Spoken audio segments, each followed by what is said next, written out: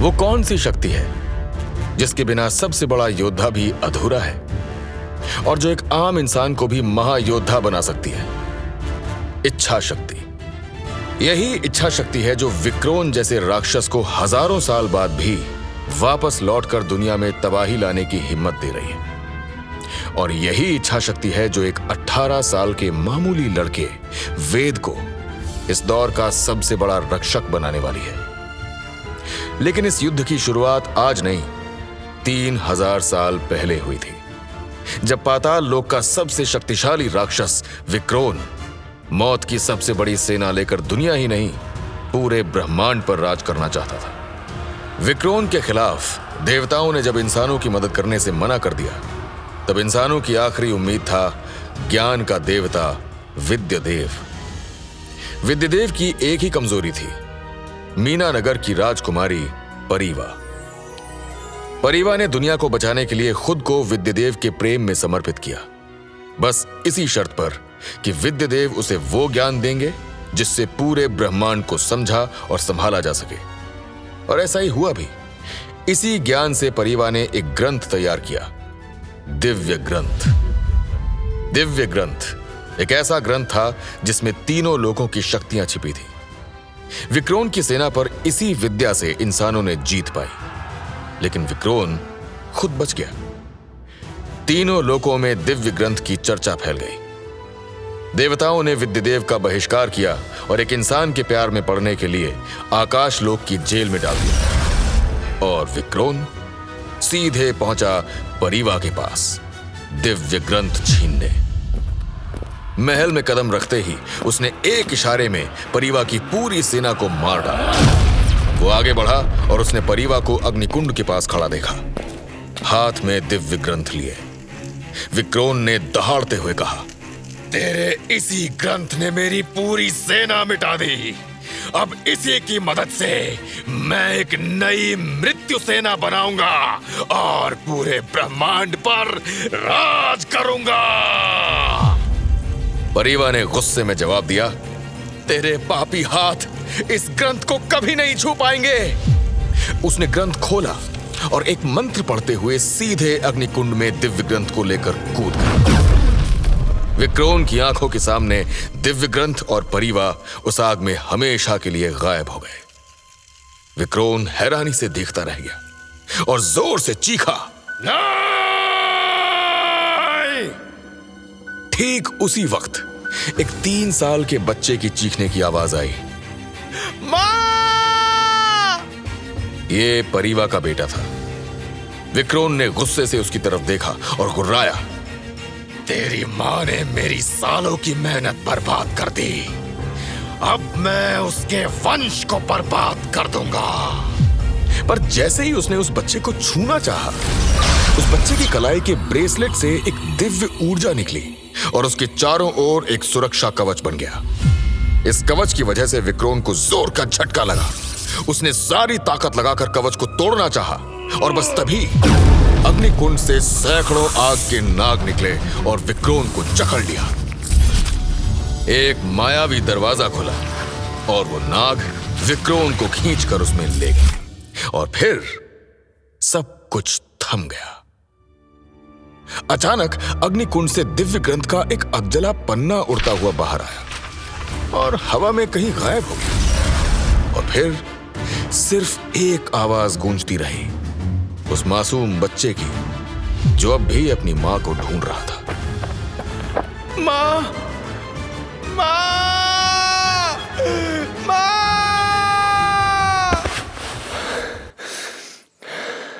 18 साल का वेद चीखते हुए नींद से जागा। वो अपने बिस्तर पर पूरी तरह से पसीने से भीगा हुआ था, इंडिया के एक छोटे से शहर नंदगिरी के एक छोटे से घर में। यूं तो उसे अक्सर बुरे सपने आते थे, मगर आज का सपना कुछ ज्यादा ही अजीब था। ऐसा लग रहा था कि कोई मुझे एक कहानी सुना रहा था। क्या था वो सब? वो राक्षस, वो ब्रेसलेट, वो दिव्य ग्रंथ और वो औरत। उसे अचानक अपनी मां का ख्याल आया। उसने उठकर दरवाजा खोला और धीरे से दूसरे कमरे की तरफ चला गया जहां उसकी मां सारिका पिछले 10 सालों से बीमार बिस्तर पर थी। वेद ने कमरे में झांका। सारिका की सांसें धीमी थी, जैसे नींद में खोई हुई हो। पास ही सोफे पर उसके पापा शेखर आर्या गहरी नींद में थे। शेखर एक आर्मी ऑफिसर थे और वर्दी छोड़ चुके थे, पर उन्होंने फर्ज निभाना नहीं छोड़ा था। वो पहले देश के लिए फर्ज निभाते थे और अब परिवार के लिए फर्ज निभा रहे थे। एक एक्सीडेंट ने सब कुछ बदल दिया था। सारिका का चलना उठना सब छिन गया था और उसी की वजह से शेखर को आर्मी छोड़नी पड़ी थी। बेटा छोटा था और बीवी बीमार। घर की पूरी जिम्मेदारी उन पर थी। शेखर ने सारी भागदौड़ की, डॉक्टर, हॉस्पिटल, दवा, पर सारिका कभी फिर से उठ नहीं पाई और पिछले कुछ महीनों से उनकी तबीयत और बिगड़ने लगी। वेद कमरे से जाने ही वाला था कि तभी शेखर का फोन बजा। फोन की आवाज सुनते ही वेद तुरंत कमरे में गया और फोन उठाकर उसे साइलेंट पर कर दिया। यह मेजर आदिल का फोन था। वेद सोचने लगा, इतनी रात को ये क्यों फोन कर रहे हैं? क्या हुआ बेटा, नींद नहीं आ रही है? सारिका ने धीरे धीरे आंखें खोलते हुए कहा। वेद धीरे से फोन रखकर बिना पापा को डिस्टर्ब किए मां के पास गया और बोला, नहीं। सारिका ने उसका हाथ पकड़कर चूमा। आजा आजा, मेरे पास सो जा, आना। वे धीरे से मां के पास लेट गया। सारिका उसका माथा सहलाती रही। उस रात वेद फिर एक बार अपनी मां की गोद में सो गया, बिल्कुल ऐसे जैसे बचपन में सोता था। उसे नहीं पता था कि यह आखिरी बार होगा जब वो मां की छांव में इतने सुकून से सो पाएगा। अगली सुबह वेद रोज की तरह स्कूल जाने के लिए तैयार हुआ। उसके पापा ने नाश्ता और टिफिन उसे पकड़ाया और जाने से पहले वेद ने रोज की तरह मां के माथे को चूमा। रास्ते में वो धीरे धीरे चल रहा था। उसे पढ़ाई बहुत पसंद थी, लेकिन स्कूल जाना अच्छा नहीं लगता था। क्लास के कुछ स्टूडेंट्स जो खुद को कूल गैंग कहते थे, रोज उसे परेशान करते थे। इसलिए वो अक्सर स्कूल लेट पहुंचता था ताकि उनसे टकराव ना हो। चलते चलते उसकी नजर सड़क के कोने पर पड़ी। एक सफाई वाला सूखे पत्ते जला रहा था। धुएं में चिंगारियां उठी और वे ठहर गया। चिंगारियों को देखते ही उसे रात का सपना याद आया। अग्निकुंड, जलता दिव्य ग्रंथ, विक्रोन की दहाड़। उसने हल्के से अपना सिर झटका और तेज कदमों से नंदगिरी हाई स्कूल की तरफ बढ़ गया।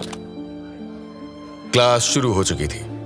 शास्त्री सर 12th क्लास को मैथ्स पढ़ाते हुए बोर्ड पर कुछ लिख रहे थे। क्लासरूम का दरवाजा धीरे से खुला और वे चुपचाप अंदर घुसा। कूल गैंग के स्टूडेंट्स उसे देखकर आपस में मुस्कुराए।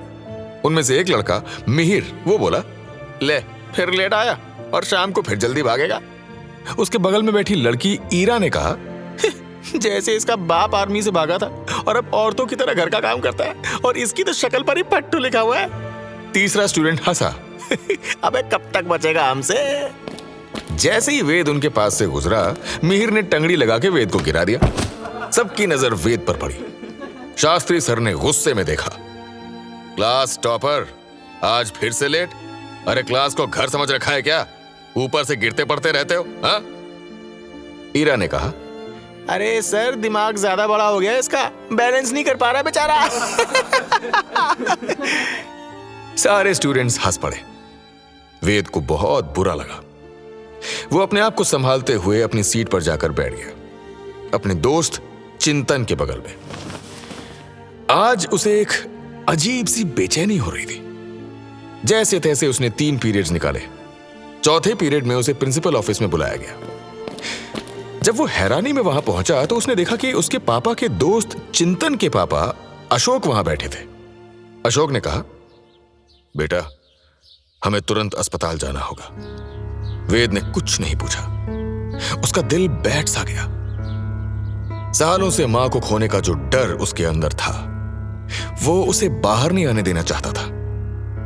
अस्पताल तक पहुंचने का 10 मिनट का वो सफर 10 दिन जैसा था।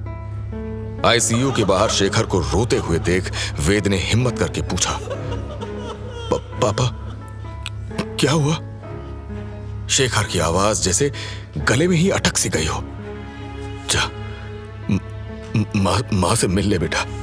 जैसे ही वेद ने आईसीयू का दरवाजा खोला, एक ठंडी हवा और डरावनी खामोशी ने उसे घेर लिया। कमरे में बस एक आवाज थी, दिल दहलाने वाली मशीन की धीमी बीप, जैसे हर बीप मां को उसकी जिंदगी से एक पल और दूर ले जा रही हो। सामने बिस्तर पर उसकी मां लेटी थी। वेद की सांसें रुक गईं। जो मां कभी उसके लिए पूरी दुनिया थी, आज वही जिंदगी और मौत के बीच झूल रही थी। उनकी सांसें बेहद हल्की हो चुकी थी, चेहरा पीला पड़ चुका था। वेद उनके पास में बैठ गया। उसकी आंखें भर आईं, मगर वो रो नहीं रहा था। सारिका ने धीरे धीरे अपना हाथ वेद की ओर बढ़ाया और हांफते हुए कहा, तेरे लिए लाल डिब्बा अलमारी में है। वेद ने उनके माथे को चूमा। मुझे कुछ नहीं चाहिए, मुझे बस आप चाहिए। और तभी उनका शरीर ढीला पड़ गया, सांसें रुक गईं। वेद बस देखता रह गया। उसके चेहरे पर खामोशी थी।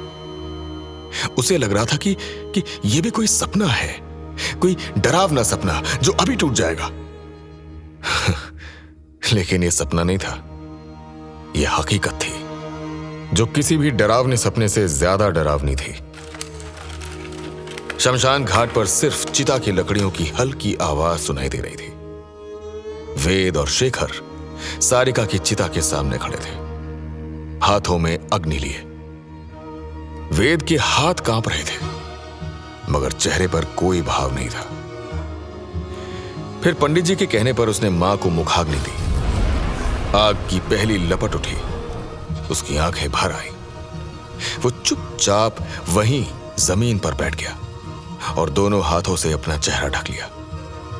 और पहली बार वो टूट कर रो पड़ा।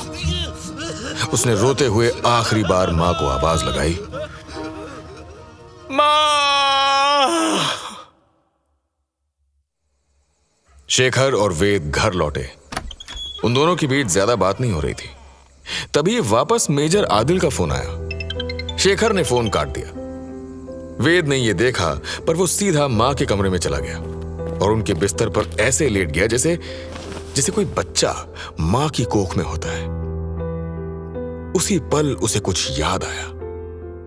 मां ने किसी लाल डिब्बे के बारे में कहा था। वेद झट से उठा, अलमारी खोली और वो लाल डिब्बा निकाला। जैसे ही उसने वो डिब्बा खोला, उसकी आंखें फटी की फटी रह गईं। उसके अंदर एक ब्रेसलेट रखा था। ये बिल्कुल वैसा ही ब्रेसलेट था जैसा उसने अपने सपने में परिवा के बेटे के हाथ में देखा था। ये कैसे हो सकता है? हिचकते हुए उसने ब्रेसलेट धीरे से अपनी कलाई में पहना और तभी एक अजीब सी लहर उसके पूरे शरीर में दौड़ गई, जैसे रगों में कोई नई चेतना बहने लगी हो। अचानक बाहर तेज हवाएं चलने लगी, मानो आने वाले किसी बड़े तूफान की चेतावनी दे रही हो। पाताल लोक की गहराई से भी सैकड़ों मील दूर, जहां समय भी नहीं चलता, एक छिपा हुआ लोक था, अग्निलोक। वहां आग की बेड़ियों में जकड़ा हुआ था एक पिंजरा, और उस पिंजरे के बीच में एक बड़ा सा काला दिल, जिसकी धड़कन हजारों सालों से बंद थी। ये विक्रोन का दिल था। और अब जैसे ही वेद ने वो ब्रेसलेट पहना, विक्रोन की सोई हुई इच्छा शक्ति फिर से जाग गई और उसका खामोश पड़ा हुआ दिल अचानक से धड़कने लगा। ये सिर्फ एक दिल नहीं, बल्कि वो टाइम बॉम्ब था जो पूरे ब्रह्मांड को तबाह करने के लिए एक्टिवेट हो चुका था। क्या विक्रोन वाकई में वापस आकर पूरे ब्रह्मांड के खिलाफ लड़ाई छेड़ देगा? क्या है इस ब्रेसलेट की सच्चाई और क्यों इसके पहनते ही विक्रोन का दिल जाग गया? क्या रिश्ता है वेद का परिवा से? क्या वेद बनेगा विक्रोन के खिलाफ इस दुनिया की ढाल? जानने के लिए सुनते रहिए वेद अस्त्र, सीक्रेट्स ऑफ द दिव्य ग्रंथ।